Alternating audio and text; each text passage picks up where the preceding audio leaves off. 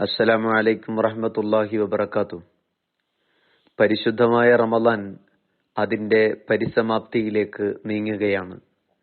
ആഘോഷങ്ങളുടെ ഈദുൽ ഫിത്തർ നമ്മളെ തേടിയെത്തുകയാണ്.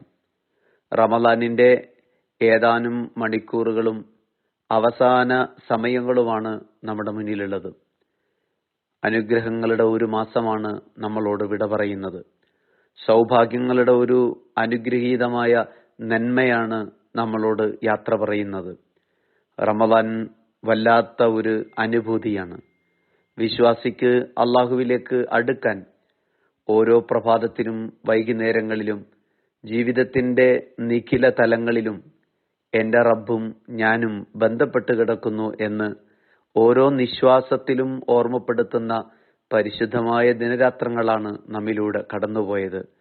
ചിന്തകൾ സ്വാധീനിക്കപ്പെട്ടു, ശീലങ്ങൾ സ്വാധീനിക്കപ്പെട്ടു, പ്രവർത്തികൾ അള്ളാഹുവിന്റെ അനുഗ്രഹത്തിന്റെ നന്മകളിലേക്ക് പതിയെ അടുത്തു നീങ്ങുന്നത് നമ്മളൊക്കെ പരിചയിച്ചു. ഇനി നമ്മുടെ ദൗത്യം ഈ നന്മകൾ ജീവിതത്തിൽ എപ്പോഴും നിലനിർത്താൻ കഴിയുക എന്നതാണ്. റമളാനിൽ നിന്ന് പഠിച്ച ശീലങ്ങൾ റമളാനിന് ശേഷം ജീവിതത്തിൽ ഉണ്ടാവുക എന്നുള്ളതാണ്. ആഘോഷങ്ങളുടെ രാവുകളിൽ അത് ഊട്ടിയുറപ്പിക്കാൻ വിശ്വാസിക്ക് എന്നതാണ്. തന്റെ കൂടെയുള്ള സഹജീവികളായ തന്റെ ജീവിതത്തിന്റെ സർവ്വതലങ്ങളിലും താൻ ഉത്തരവാദപ്പെട്ട് കിടക്കുന്ന മനുഷ്യരോടൊക്കെ കരുണയും സ്നേഹവും ആ അർത്ഥത്തിലുള്ള വിശാലതയും കാണിക്കുന്നവരായി നമ്മൾ മാറുക എന്നതാണ്. പ്രിയപ്പെട്ടവരെ, ആഘോഷങ്ങൾ പോലും വിശ്വാസിക്ക് ഉത്തരവാദിത്തമാണ്. കൂടെയുള്ളവൻ സന്തോഷിക്കുന്നുവെന്ന് ഉറപ്പുവരുത്താനുള്ള ഉത്തരവാദിത്തം.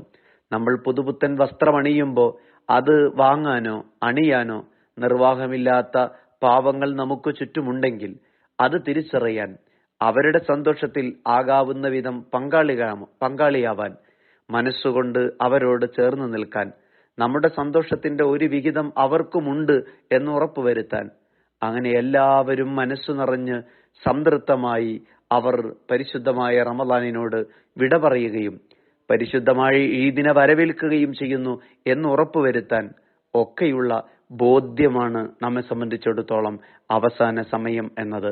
അള്ളാഹുവെ, റമളാൻ അനുകൂലമായി സാക്ഷി നിൽക്കുന്നവരിൽ ഞങ്ങളെ പെടുത്തണേ അള്ളാ. റമളാൻ ഞങ്ങളെ കൊണ്ട് തൃപ്തിപ്പെട്ടവരിൽ ഞങ്ങളെ പെടുത്തണേ തമ്പുരാനെ. അത് വല്ലാത്തൊരു പ്രാർത്ഥനയാണ്. റമളാൻ അനുകൂലമാവുക എന്ന് പറഞ്ഞാൽ അത് നമ്മുടെ പ്രവൃത്തിയും സമീപനവും തന്നെയാണല്ലോ അതിന് മാനദണ്ഡം.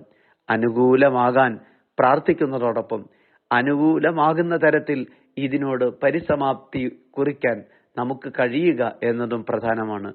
സർവശക്തനായ അള്ളാഹു അനുഗ്രഹിക്കുമാറാവട്ടെ. വസ്സലാമു അലൈക്കും വറഹ്മത്തുള്ളാഹി വബറകാതുഹു.